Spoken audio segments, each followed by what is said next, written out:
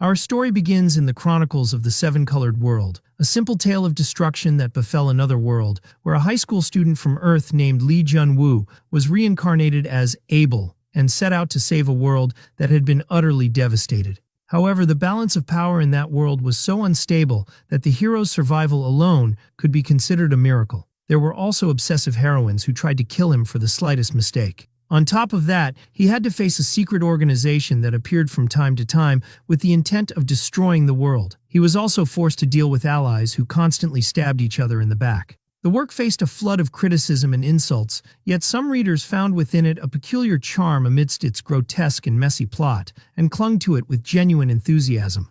The protagonist of our story was one of them, wondering if he had been thrown into that insane world just like Lee Jun-woo. Could he still smile the way he did now? We then move to a battlefield where Rodion Shale, the one in charge of spare weapons for his team, rushes toward them the moment he's called.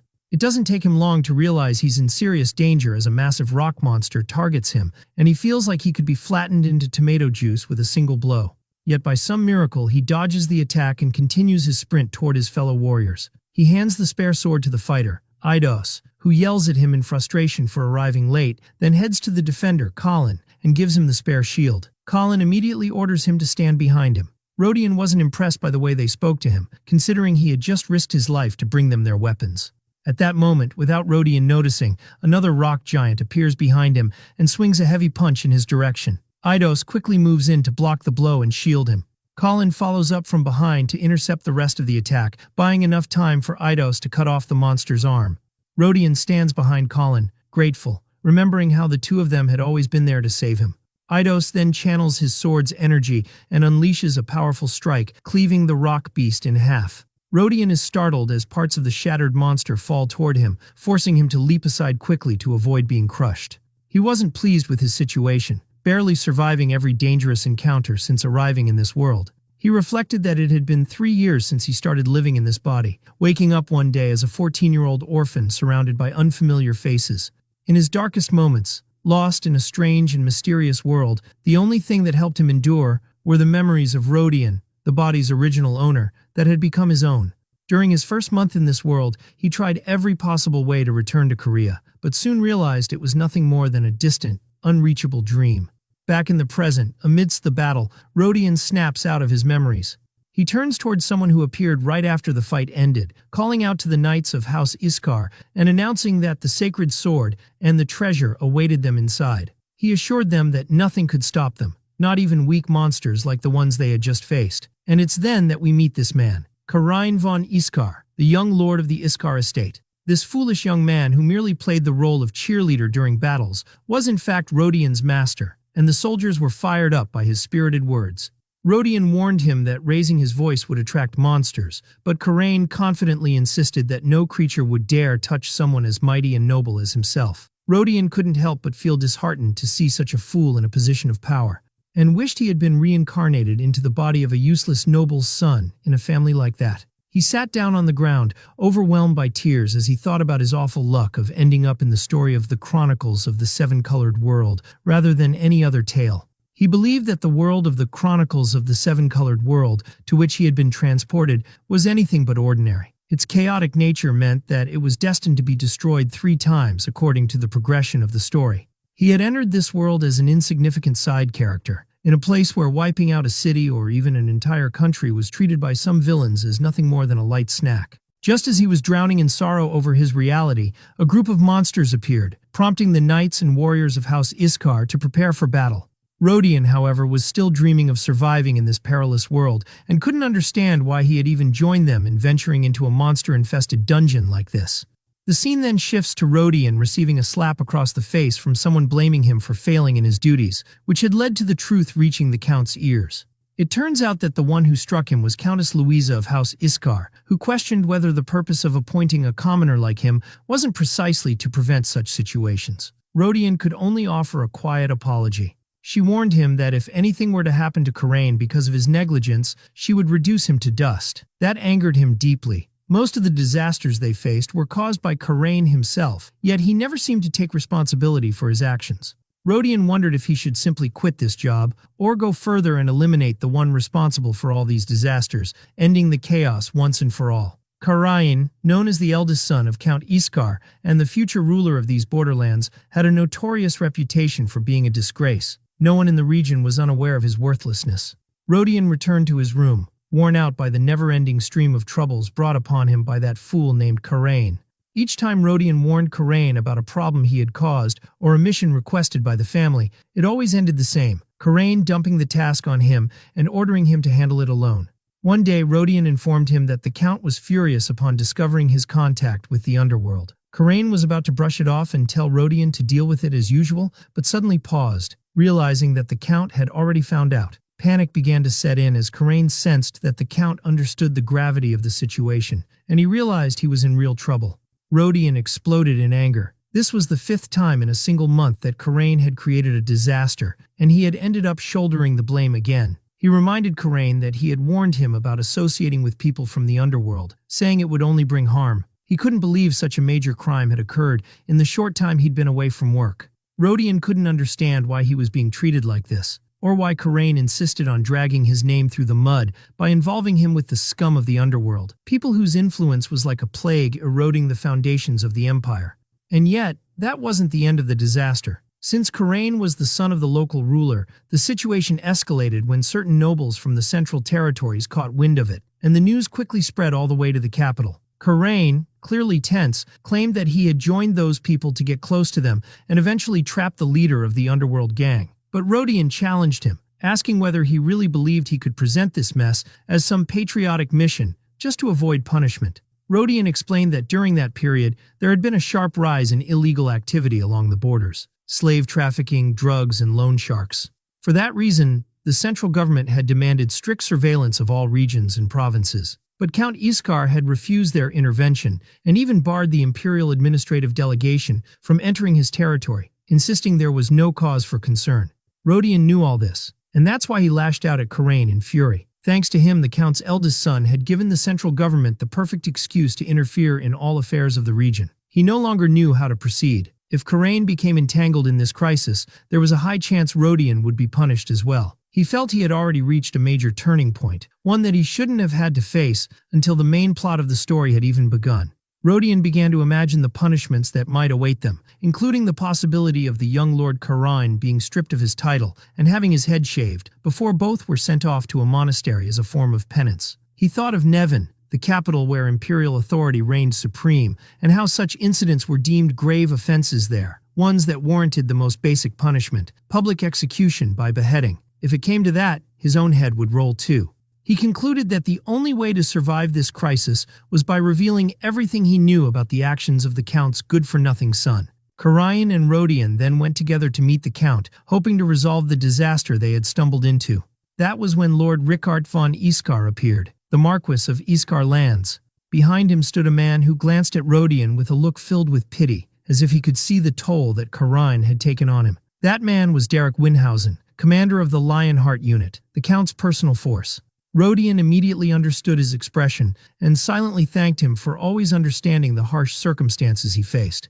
But Derek soon shifted his expression to one of disappointment, disapproving of Rodion's failure to prevent such a disaster. Rodion replied with a look that suggested there was little he could have done, especially since the idiot had acted behind his back. Still, Derek signaled that more was expected from him. Count Richard told his son that he had heard from the head butler about the serious trouble he had caused this time. He asked whether Karayan knew the identity of the people he had contacted from the underworld, but Karayan had no response. That's when Richard revealed that it was one of the organizations currently being hunted by the 5th Division of the Imperial family's direct knights. Rodion was shocked upon hearing this. Tension gripped him as he realized the situation was far worse than he had imagined. The involvement of Imperial Knights meant the people Karayan had contacted were far beyond the usual threat, and now House Iskar owed a great debt to the Imperial family. Richard ordered his son to prepare for departure to the monastery. Karayan tried to object to the sentence. Richard reassured him that the punishment wasn't permanent. It would be a period of reflection lasting no less than 5 years. Rodion had anticipated a punishment like this. It was the bare minimum Karayan deserved for the disgrace he brought upon the Count. According to Rodion's calculations, the main story of the Chronicles of the Seven-Colored World would begin in about 5 years. By then, the continent would be engulfed in a brutal war, soaked in blood. He saw himself as a leaf drifting in the wind, carried toward a bleak future. Karain pleaded for a chance to make amends, promising to make a great contribution in the family's name, one that would erase this disaster and bring honor back to House Iskar. But Rickard told him that even such a contribution wouldn't stop the imperial family from getting involved, unless it truly was something extraordinary. Karain responded by saying he would retrieve the sacred sword, Daylight, which left Rickard stunned and struggling to believe what he had just heard. Rodion looked at Karain and thought the man had lost his mind. The dungeon where that sword lay was impossibly difficult, as if Karain were summoning the god of death prematurely. Karain explained that the appearance of the underworld agents had originated from a leak about the dungeon's location. He went on to say that if they could recover Daylight, the sacred sword of the Duchy of Delphion, they would earn the duchy's support. Rodion knew Karain was trying to piece together a convenient story to save himself, but there was no way underworld agents had come all this way just to explore a dungeon. He explained that dungeon raids were never that simple, referencing the Belly of Apophis incident, where a dungeon contained the sealed evil god Apophis, and cult followers were trying to resurrect him. To suppress them, an army of 100,000 was mobilized, marching with resolve toward their target. In the end, they were all consumed inside Apophis's stomach, and the event became a grim lesson on how dangerously unpredictable dungeons could be. He pointed out that after that incident, it became mandatory to send a scouting unit before attempting any dungeon raid, making it unthinkable that the Count would approve such a reckless idea. Rickard tried to explain that the dungeon in question had an undefined difficulty level, and even with all his power, he couldn't suppress it, despite it lying within his territory. Karain insisted to his father that he would succeed in this mission, pleading with him this time to place his trust in him. Rickard remained silent for a while, unable to say no after witnessing the unwavering determination in his son's eyes. Rodion believed that even the slightest chance of losing their entire force, including the heir to the family, should make such a gamble unthinkable, unless the Count had truly lost his mind. Yet he was stunned when he heard the Count agree to Karain's request. Rickard told his son that he would trust him one last time. He would be accompanied by 30 knights under the command of Derek, and was instructed to ensure the retrieval of the sacred sword, Daylight, if he was truly that confident. Rodion grew anxious as he realized the matter was being taken seriously. He tried to add a comment, but the Count cut him off and told him to make sure his son was kept safe. Rickard then turned back to Karain, expressing his trust and asking him not to let his father down. Karain responded with confidence, promising to return safely with the sacred sword. The Count was deeply proud of him, but to Rodion, it felt as though he were surrounded by lunatics. Overwhelmed by the absurdity of the situation, he broke into tears, trapped in a nightmare created by the reckless actions of fools. We return to the moment when monsters emerged from the dungeon. Derek called out to his knights, ordering them to prepare for battle. He stood in shock at the sight of a minotaur appearing so early on, realizing that this wasn't going to be as easy as they had anticipated. He wondered aloud what might await them deeper inside if such threats appeared at the very start. He prayed for strength in what was to come, while Rodion stood behind him, wearing an odd smile as he observed the monster's strength. It became clear that Rodion was relieved. The monsters emerging from the dungeon weren't on the same level as the ones from the main story of the Chronicles of the Seven-Colored World. He recalled how, by this point in the story, high-ranking demons or ancient weapons usually appeared, and the only option was to flee at full speed. He explained that as long as the enemies were ordinary monsters like the Minotaur, the dungeon remained within manageable difficulty. This gave them real hope of overcoming the threat with their current forces. Indeed, the knights succeeded in defeating the Minotaur with relative ease through coordinated teamwork. Derek then ordered his knights to advance. Meanwhile, Rodion found himself conflicted, unsure of what to do, especially knowing that, according to the original story, the continent would be destroyed in just 3 years due to the Demon War, and humanity itself would be wiped out within a decade. Still, he figured there was enough time left before the end of the world to gather a massive fortune and disappear into the mountains. He was determined to craft his happy ending with his own hands. At that moment, Karain raised his voice inside the dungeon, claiming their path had been smooth and easy so far. He added that if they kept progressing at this rate, they would not only recover Daylight, but also claim the vast treasures hidden inside the dungeon. Derek, however, warned him that making such noise was dangerous. Karain brushed it off, saying there was no need to worry, and that he feared nothing that might come out of the dungeon. No sooner had he spoken than the ground above them began to shake violently. As they looked up, they were met with falling rocks collapsing from above. Derek panicked and announced that they had walked into a trap. Monsters appeared before and behind them, stone golems closing in, cutting off all routes of escape or advance. Derek commanded the knights to break through the siege by force. He ordered the first unit to engage the golems and push them back while the others protected the young lord. Rodion grabbed Karain and dragged him toward an open escape path, but Karain remained frozen in shock, his mind overwhelmed by the screams of his knights echoing behind them. Rodion was caught off guard when the golems began chasing after them as well. Derek managed to intercept the monsters pursuing Karain. He and another knight worked together to hold the creatures back, but they failed to notice one of the golems slipping past them undetected. The monster reached Karain and leapt at him. True to form, Karain froze, unable to react, and cried out to Rodion for help. Rodion grabbed him and pushed him out of the golem's path. Karain was deeply moved by this heroic act, overwhelmed with gratitude toward Rodion for saving him at the last possible moment. Rodion had saved Karain simply because, in his current position, he was just a servant bound to him. If Karain died, then his own fate would be sealed as well. But to his surprise, the golem grabbed him first. With terrifying strength, the monster hurled him off the edge of a cliff. Both Derek and Karen stood frozen in shock, unable to act in time to help. As Rodion plummeted, he screamed desperately for a status window, as if he were still inside a game. When he came to, he found himself lying on the ground, wondering whether he had died and was now seeing the afterlife. He tried moving his body to check for injuries, but found himself completely unharmed. He figured that his last-moment prayer must have been answered. But oddly, he hadn't felt any kind of power awaken inside him to cushion his fall. As he began to examine his surroundings, nothing matched the information he knew from the story, no matter how much he explored. He noticed that the area around him was a perfect barrier composed of otherworldly mana, something tied to the outer realm according to the setting, as though the entire place had been constructed by magic. He was startled by a voice above him, saying he had finally awakened. He turned quickly to see who was speaking, and was met with the sight of a massive creature, an eye surrounded by extending tendrils.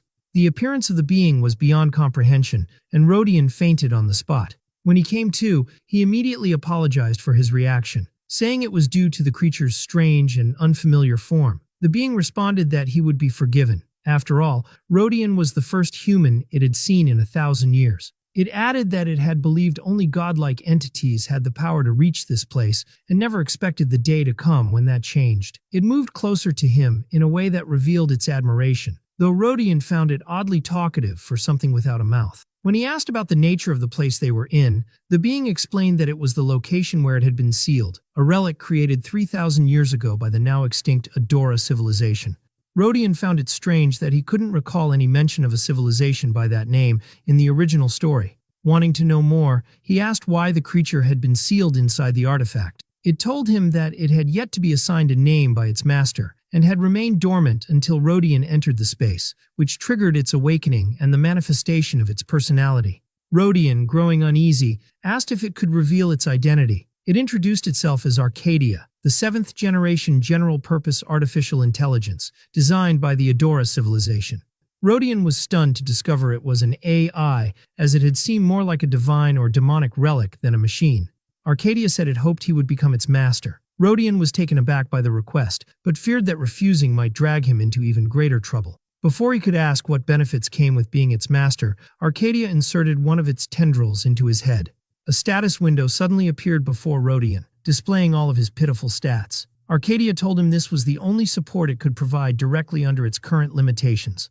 It explained that the system didn't function like a game, meaning there were no missions, but it would allow him to view enemy stats as numbers, provided the gap in power wasn't too vast. If it was, the system would restrict access to that information. Rodion wasn't disheartened by the system's restriction. In fact, he welcomed it. He realized that if he couldn't see an enemy's stats, it simply meant he was facing someone far too dangerous to engage. That limitation might just help him survive. Arcadia explained that no one could reach this place unless they were qualified, no matter what method they used. Anyone who tried without the right conditions would fail, unless they were a god. Rodion asked her what those qualifications were, and she replied that the only requirement was to be an outsider. Rodion asked what exactly she meant by outsider, but even Arcadia wasn't entirely sure. She admitted she had first assumed he was a divine being, but his presence had shattered all her expectations.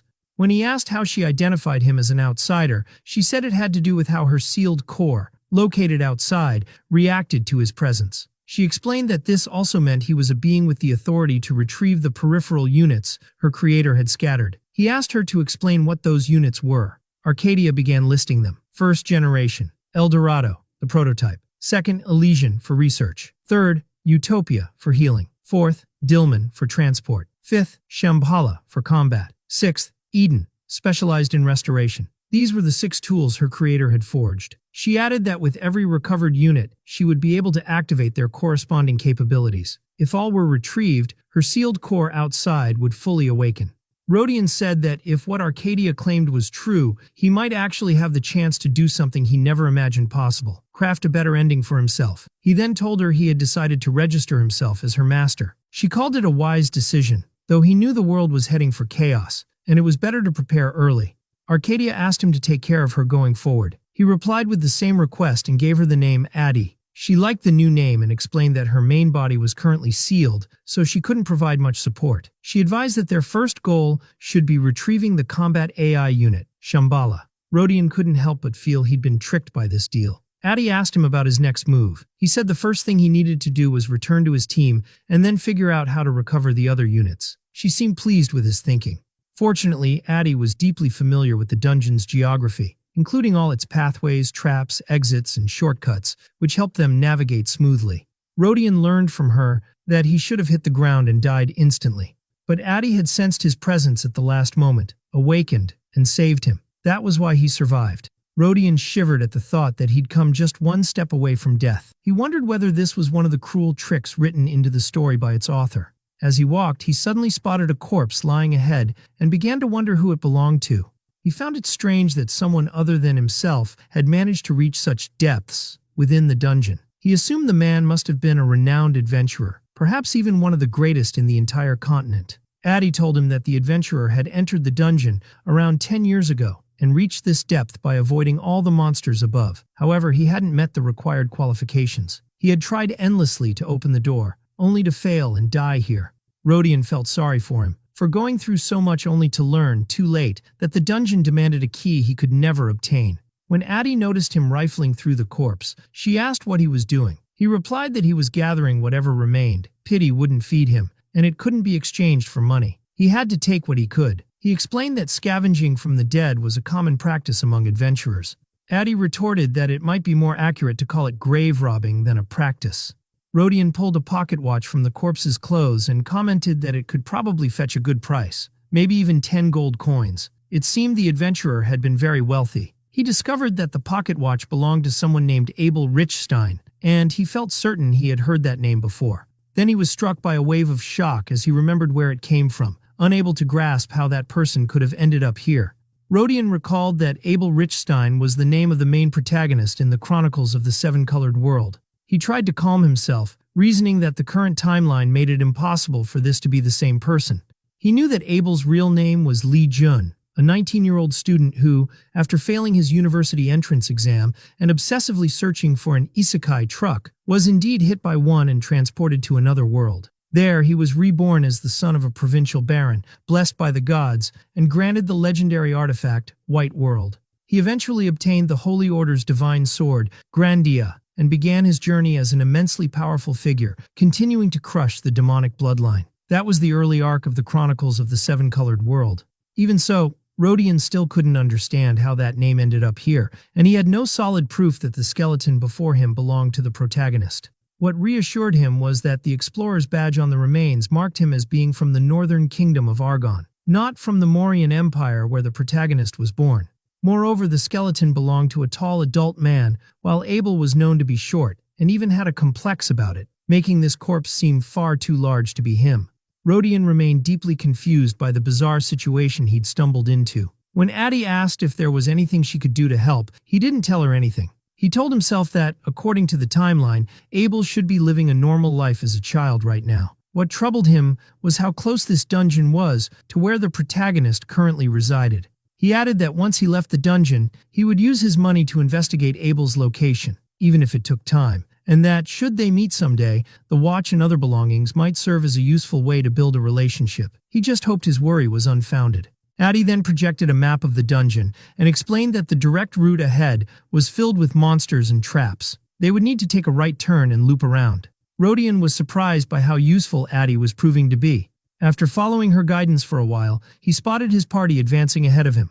He hurried to catch up. Karain was overjoyed when he heard Rodion's voice and realized he was still alive. But Derek and the other knights immediately drew their swords and pointed them at him, warning him not to take another step forward. They said that if he moved closer, they would cut him down on the spot. Rodion froze in place, unable to understand why they were reacting this way. He had expected them to be relieved to see him alive. Addy, too, raised a symbolic white flag and asked if he was sure these were really his allies. He replied that perhaps they were angry at him for disappearing for so long, or maybe it was because of her. Derek declared that there was no way Rodion could have survived a fall like that and returned unscathed. The person standing before them had to be a look-alike attempting to deceive them. Rodion admitted that the logic made sense, and their suspicion grew stronger once they noticed he didn't have a single visible injury. To save himself, Rodion made up a story. He claimed that when he fell, he had somehow managed to grab onto a protruding branch on the cliffside. Just below, there happened to be a space resembling a cave, almost as if a fellow explorer had set it up long ago for emergencies.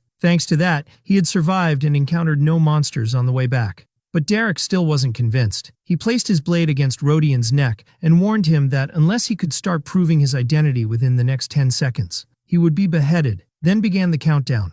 Rodion quickly shouted that the last time they were at Waterdrop Harbana, Derek had been flirting with the writer Cynthia. At the time, Lady Cynthia caught him in the act and said she was going home, while Derek clung desperately to her waist to stop her from leaving. Derek grew flustered and asked him to stop, saying there was no need to go into that much detail. The other knights asked if what Rodion said really happened.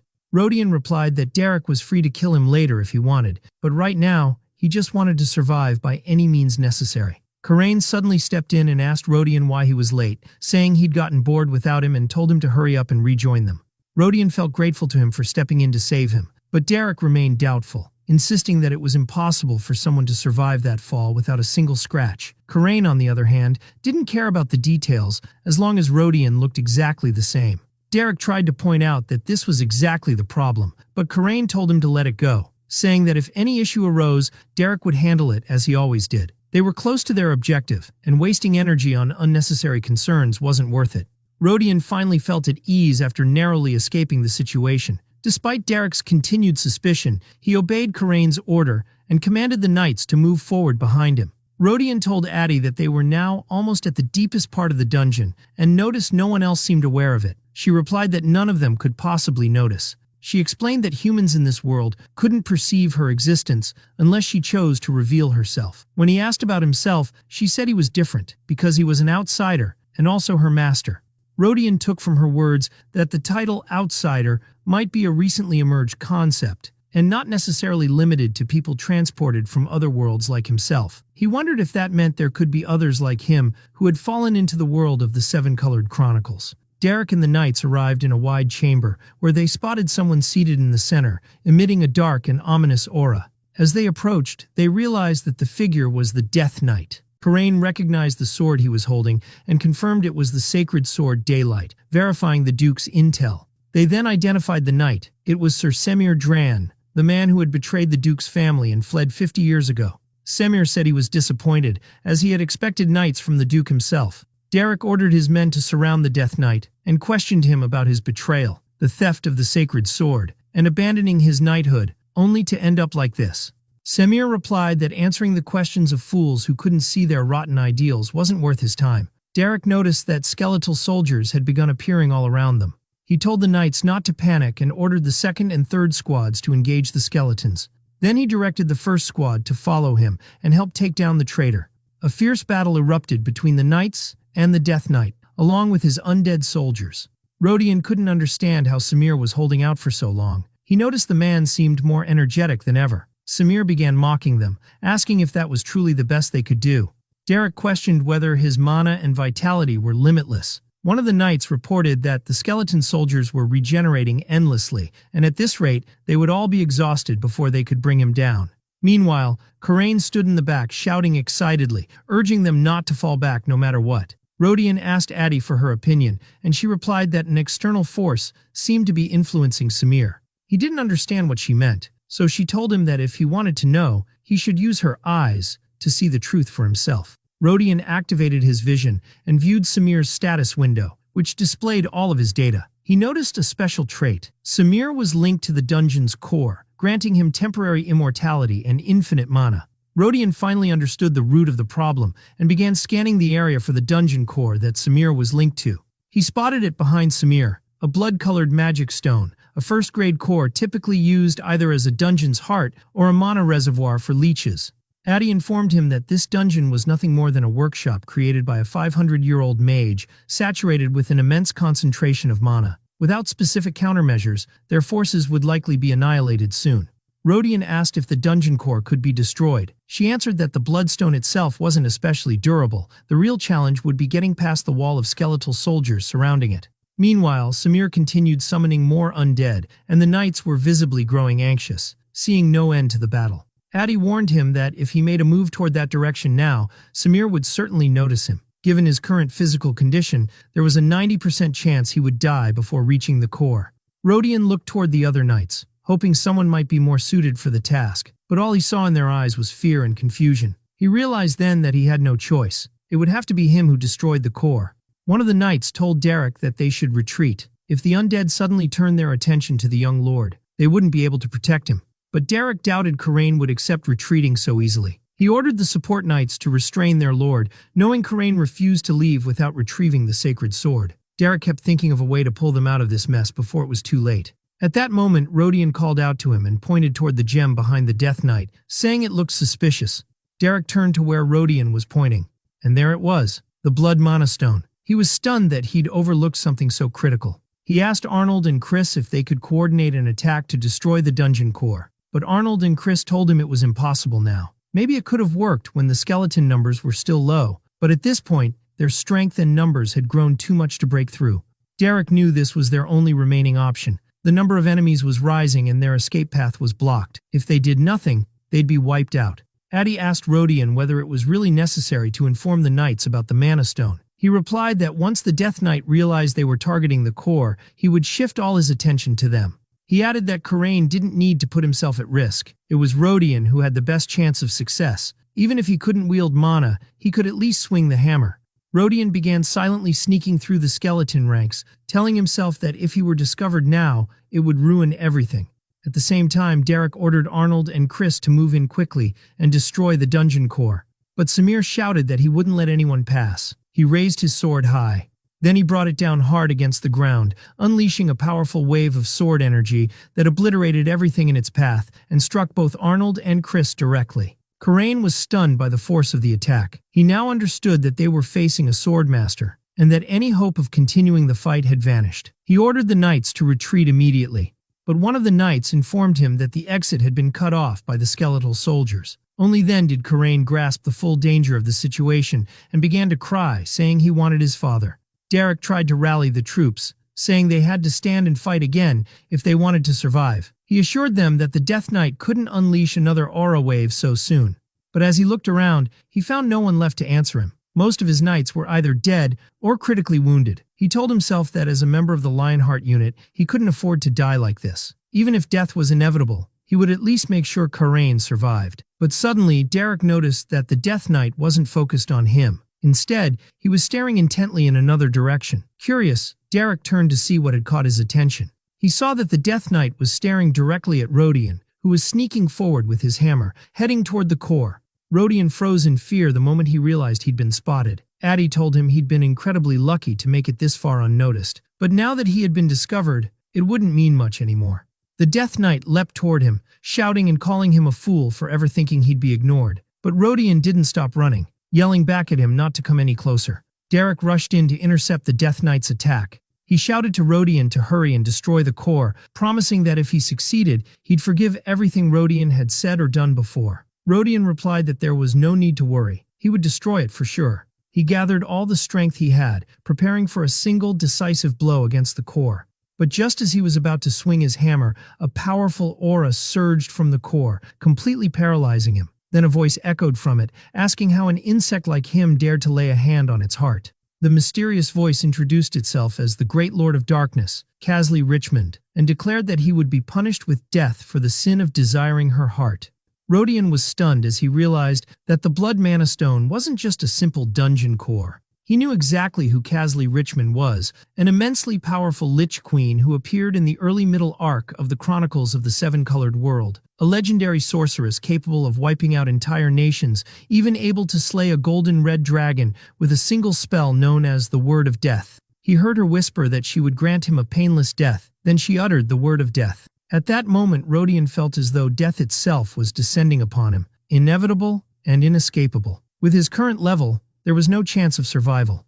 Kasley was stunned when she saw that her spell hadn't worked. She couldn't understand how the word of death had failed. She asked Rodion if he possessed some unique power, or if perhaps he was one of the celestial beings. Rodion himself had no idea how he had survived the attack, which led Kasley to cast the word of death on him once again. But the spell failed a second time. She accused him of using a high-level protective barrier and told him to stop hiding behind it. Rodion turned to Addie and asked if she was the one behind it. Addie replied that the witch had dared to cast a spell on him, and that's why he blocked it. Even with his current limited functions, he was still able to handle that level of threat. Rodion was surprised to learn that what Addie had done so far was nothing compared to what she could do once her full functions were restored. He became curious about the true extent of her power. But his thoughts were cut off when he heard Kasley ordering him to stay where he was. She announced she would open a dimensional gate to reach him herself, declaring that she was the Great Lady of Darkness, and would punish him for daring to desire her heart. That's when Rodion realized that the blood mana stone in front of him was the heart, the single point of weakness for the endless army of skeletons. He asked her why he should do as she said, and if she understood the concept of employee-employer relationships, reminding her that she herself had admitted the blood mana stone was extremely fragile. Kasley responded that he was right. He could indeed destroy the core with just his ordinary strength. Rodion raised his hammer, preparing to crush the heart. Kasley began pleading with him, offering to give him anything he wanted, but he told her what he wanted was her life. She insisted she could give him anything but that, offering him all her treasures and the magical knowledge she'd accumulated over centuries. But Rodion said he didn't need any of it. She screamed his name and ordered Samir to kill him immediately. Rodion laughed mockingly and told her that he'd destroy her faster than Samir could reach him. And just like that, he shattered the blood mana stone, Kasley's vessel, instantly lifting the pressure around them and giving everyone a brief sense of relief. Samir let out a violent scream and collapsed, while a strange energy began filling the chamber. The system announced that Rodion had acquired the core of a high-grade blood mana stone, and that his physical abilities had significantly increased. He also gained 20 mana points, leaving Rodion in disbelief over the sensation coursing through him. His total combat power had now reached 425. Overwhelmed with joy from the invigorating rush of power, he felt this was one of the reasons he had endured so much humiliation, just to obtain mana. Still, he questioned why he had gained only 20 mana points. It seemed far too little considering the blood mana stone had to be at least 500 years old. Addie told him that his absorption rate had been extremely low as expected. Rodion asked what he meant by that, and Addie explained he had filtered out the residual dimensional demonic energy that had spread from the mana stone before allowing Rodion to absorb it. This had limited the absorption rate to no more than 8%. When Rodion asked why he had done that, Addie told him that the energy wasn't mana but demonic energy. Had Rodion absorbed it, he would have gained some mana, yes, but of a completely different composition. Addie added that he assumed Rodion wouldn't want to become a demon just for the sake of power, so he purified it himself. At that moment, Rodion realized that Addie had saved him from falling into an incredibly dangerous trap. His head likely would have been the second thing to break, after the core, if things had gone differently. But his thoughts were interrupted when Commander Derek called out to him. Rodion assumed everyone must have sensed the demonic energy released from the core and would now believe he had absorbed it, perhaps even deciding to kill him. What shocked him instead was Derek thanking him for saving them, saying that without Rodion, they would have been in serious danger. At that moment, Rodion became certain that Addie had saved him once again, from a disaster he might not have escaped on his own. The squad returned to camp where Count Rickard was waiting to receive them. He rushed to embrace his son, Karain, telling him he always believed in his success. He added that from now on, none of their subordinates would doubt him, and that Karain had shown he was capable of protecting House Iskar's future. Kalen responded with pride, insisting that what he had done was the bare minimum expected of someone with his power. Count Rickard agreed, saying that when Kalen inherited the title in the future, the family would be standing on truly solid ground. Rodion stood behind them, thinking only that he was witnessing the rapid decline of a once famous noble house firsthand. Rickard continued, saying the spoils his son brought back were extraordinary. The line of wagons seemed endless, and that this was a significant contribution to the family's wealth. He added that in a week the Duke's house would be sending an envoy to evaluate the sacred sword. Even if the Duke didn't come personally, he would surely send someone of importance. Something like this couldn't be ignored. He told his son to be sure to leave a strong impression on whoever arrived, and Kalen confidently promised he would. Rickard went on to say that the success of this particular expedition would make Kalen's name known across the empire. He noted that the Duchy of Delphion was also involved, so they had to live up to their responsibilities. Rodion kept observing them, thinking that if it was indeed Casley Richmond at the bottom of that dungeon, Kalen would be considered someone who defeated a world-renowned knight, meaning the truth should never come to light. The situation was already complicated enough, and no one might be able to handle the consequences, especially if the matter was ruined by someone in a high position. As for Rodion, he simply had to continue playing the role of Kalen's servant for now. Rickard turned toward Rodion and told his son that he could now send him to social circles without concern. He added that Rodion had received high praise from Derek and the other knights. Rodion replied that he had only done what was expected of him, but Rickard said that his ambush on the Death Knight when no one was paying attention was impressive. Many would have frozen in fear in such a moment.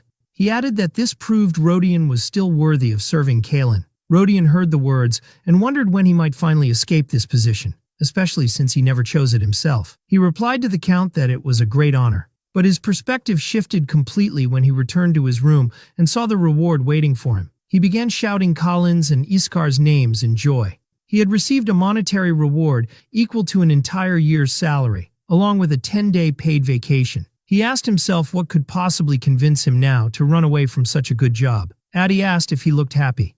Rodion said that money was always a beautiful thing. Addie responded that what they had stolen might be more useful than money, but Rodion pointed out they couldn't use it yet. He reminded him that it was Addie himself who said everything they collected was saturated with magical energy, meaning that if they tried to do anything with it now, the magic tower would track them down and never let them go.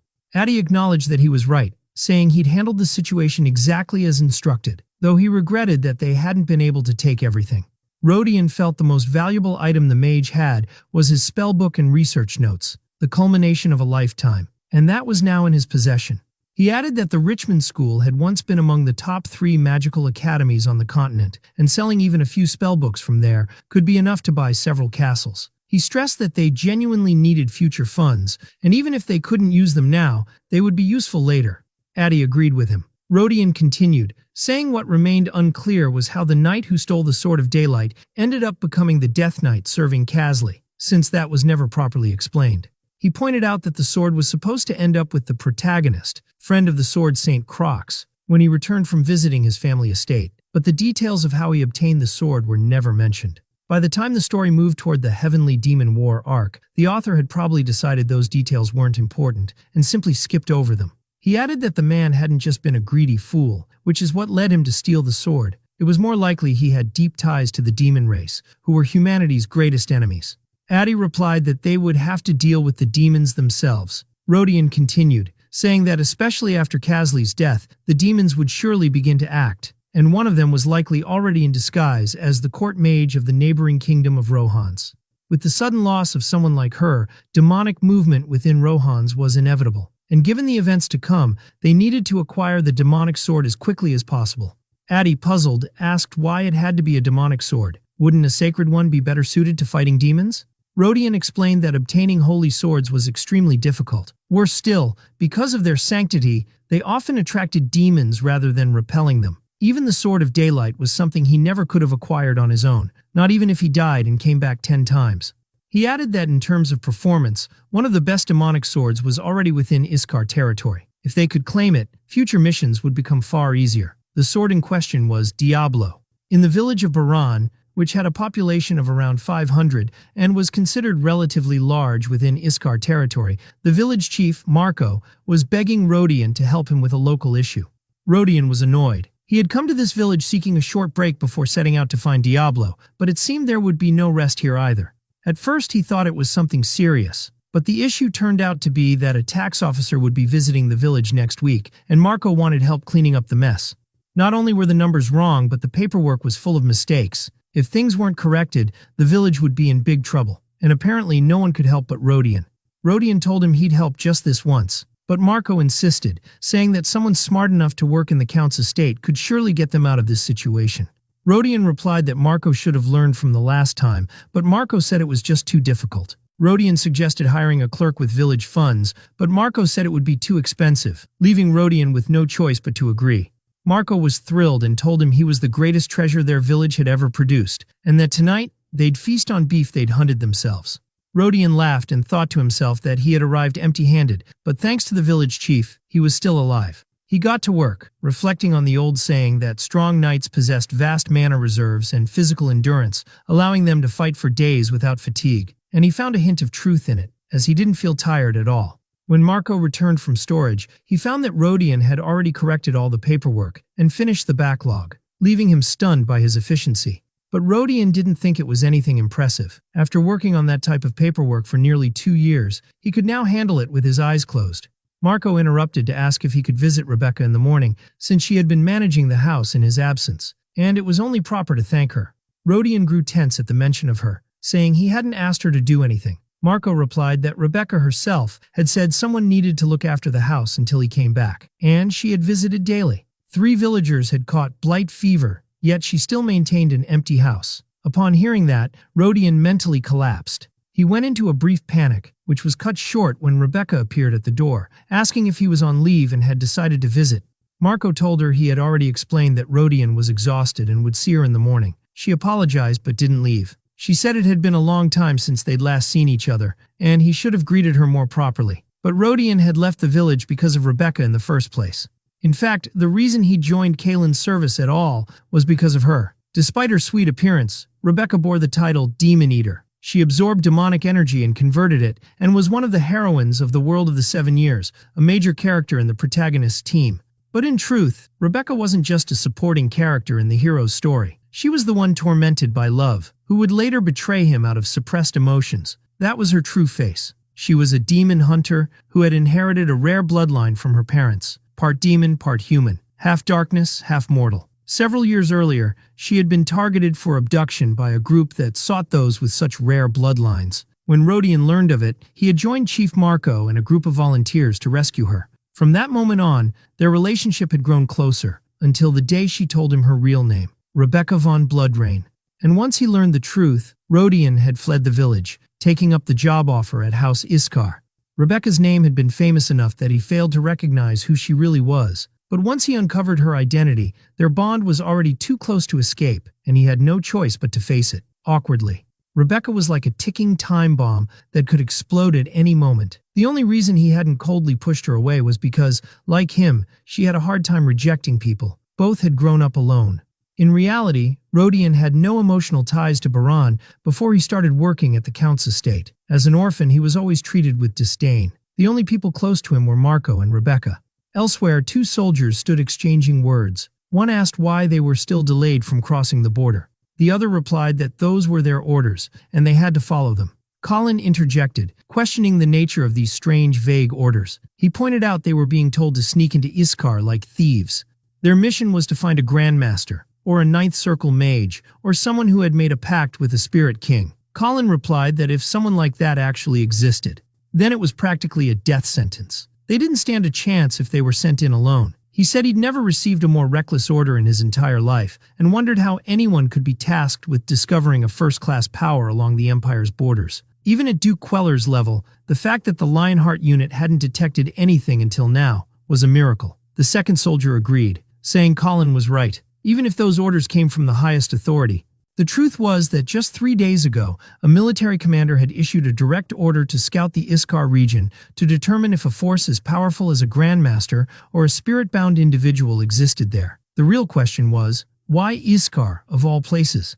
A few days prior, intelligence reports claimed that a low-ranking noble from House Iskar had retrieved the sacred sword belonging to Duke Delphion. Less than half a day later, orders for investigation were issued. Still, one of the soldiers felt something was off and started to wonder if there was a hidden link connecting all these events. 3 days later, Rodion began to sense that something felt odd around the village. Rebecca told him there had been reports of bandits appearing in the southeast side of town. He joked that the bandits must have lost their minds, then thought to himself that the village wasn't far from Iskar's capital at all. Had it been a poor or isolated area outside central authority, the presence of bandits would have made sense. But in a vital border zone like this, the situation felt suspicious, especially knowing that nearby patrols usually eliminated such threats quickly. Rebecca replied that it was still unclear. She added that some adventurers occasionally crossed the border through the village, and each time they warned the locals before continuing on their way. Rodion replied that the village chief hadn't mentioned anything like that. But when he thought about it, The whole bandit incident seemed like too much of a coincidence to be random. In his 3 years there, he had never seen anything like it happen near the border. 2 days later, Rodion approached the edge of Iskar territory and finally found the place he'd been searching for, just as it had been described in the original story. Finding it hadn't been as difficult as he'd expected. Compared to scattered keys around the world or locations that could only be entered during an eclipse or a blood moon, this site was by far the easiest. Addie told him that while the place was indeed hidden, it wasn't undiscoverable. He wondered why a location like this had remained untouched for so long.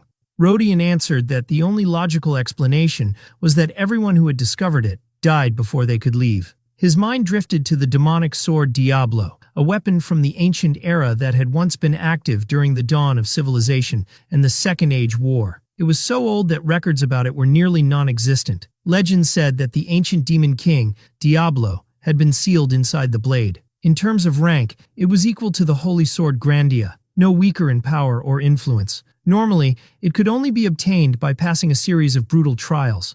And yet, the sword remained locked away in an empty cave with no guardians or monsters. It had stayed there without a master, because anyone who tried to touch it was cursed, erased from existence, even if they were one of the great dragons. Rodion thought that if it were to be awakened now, before the main story began, it would be a catastrophe that could alter the entire trajectory of the game. But if he could control its power, he would have the ability to reshape the events to his will. What he was truly betting on was Addie's protective capability, his only hope of withstanding the demonic sword's curse. Addie reassured him, saying he wasn't worried. He reminded him that, as his master had already said, the demonic sword was one of the demon kings who fought in the Great Demon War. Rodion nodded in agreement. Addie went on to say that while he hadn't participated in that war himself, he was familiar with the general level of power among the rulers who had. He wasn't fully sure if he could handle the sword yet, but considering it was sealed and weakened, there was a good chance he could protect Rodion. For now, he just needed to trust him. Rodion felt a sense of confusion. He couldn't fully grasp when this sword had even been forged, especially since the Great Demon War had taken place at least 10,000 years ago. Addie told him that the ruins where the sword had been sealed were only about 3,000 years old, making Rodion wonder if they belonged to an older civilization that had since been forgotten. While they were still discussing the matter, their conversation was cut short by the sudden appearance of the demonic sword Diablo. Outwardly, it looked like a simple, undecorated blade. But that simplicity was precisely what made Rodion want this sword more than any other. He reached out, took hold of it, and pulled it from its place.